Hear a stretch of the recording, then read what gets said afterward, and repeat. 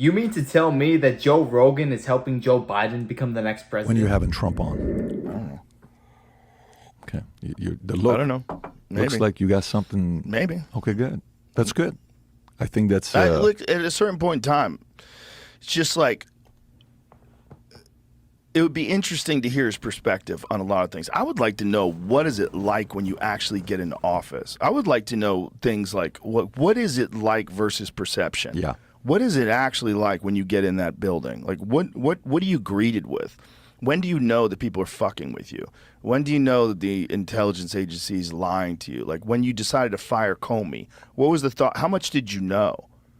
Like, what's the machine like? What is the deep state really like? Really like? Because we have all these, smoky room perceptions, like from the Bill Hicks joke, where they show you the Kennedy assassination from an angle you've never seen before. What is the machine that runs this country? Because it's very clear that it's not as simple as elected representatives that are doing the will of the people. It's not. Yeah, I'm really looking forward to seeing you and Trump together. He makes a very good point there, because you would be a fool to think that every single public office holder has your best interests at heart. I'm sorry, that's just not the case. Because there's a lot of people in Washington nowadays, they enter and they're supposed to get like a low salary. Like, you're supposed to do it for the principle of doing it. And a lot of these people are leaving multi-millionaires, and you're like, how did you actually earn that money?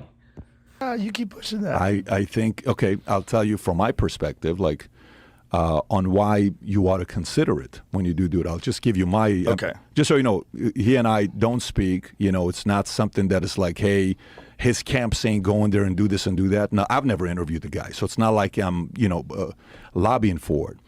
But I think if, when you think about sports or you think about fights, what is the boxing world if Frazier Ali never happens, right?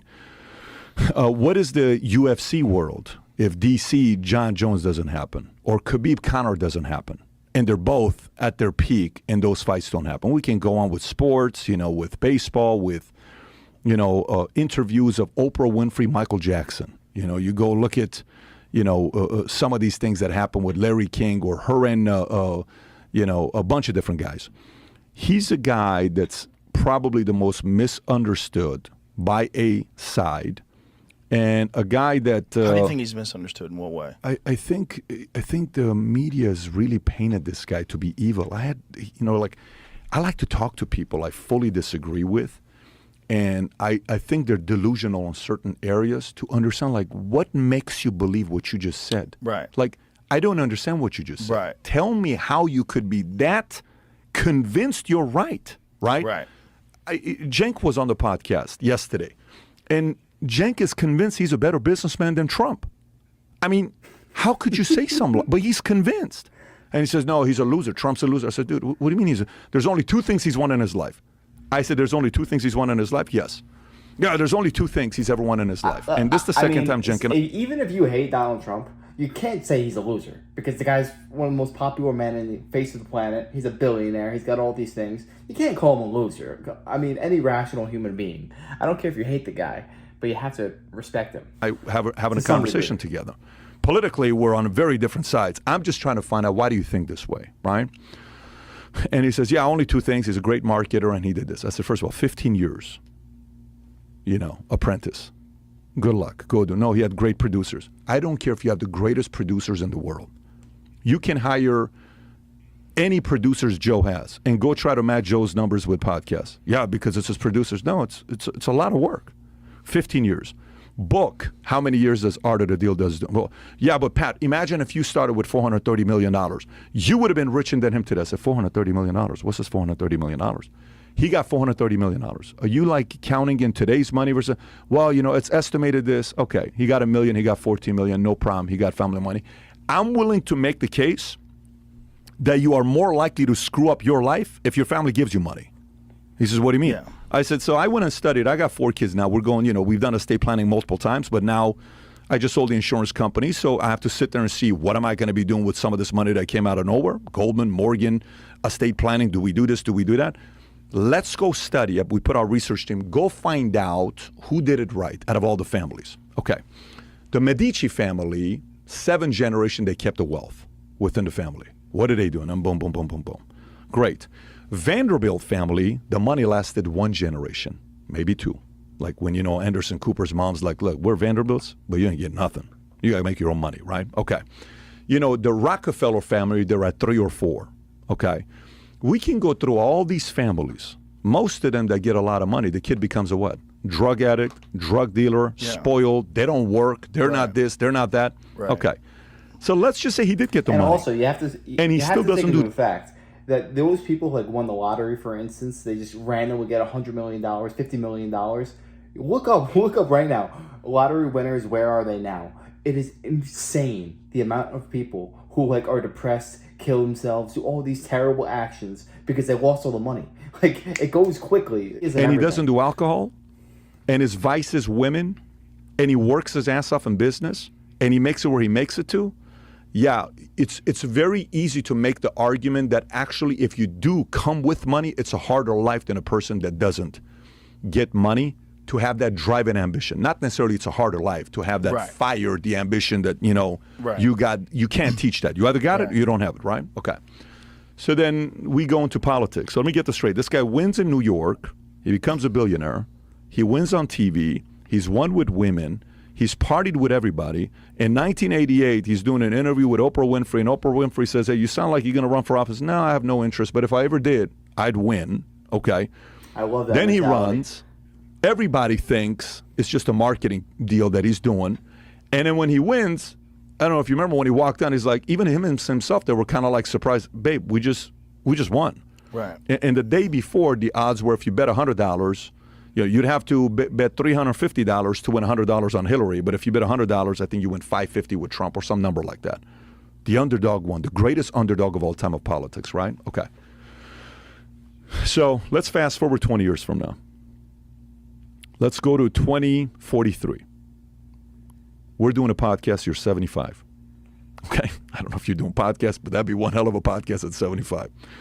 And maybe we feel a little bit more comfortable coming out at that time because we're traditionalists, we're older generation, then maybe we're a little bit more careful about what people think about us right now.